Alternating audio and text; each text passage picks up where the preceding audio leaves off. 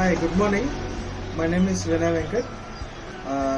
My education qualifications are I did my BTech with an electrical degree in 2014.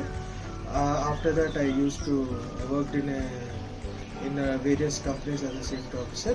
I worked in Power Mech Projects Limited. I worked in rain cancellation. I worked in Coromandel Fertilizers, and I did my SBTET with NIFS in the year of 2018 to 19. And they have been very helpful throughout my course, and they have helped me in getting a job in Hyundai Glovis. Currently, I am hired in Hyundai Glovis through NIFS. I am very thankful and my current for their support and how they handled my profile about for the recruiting.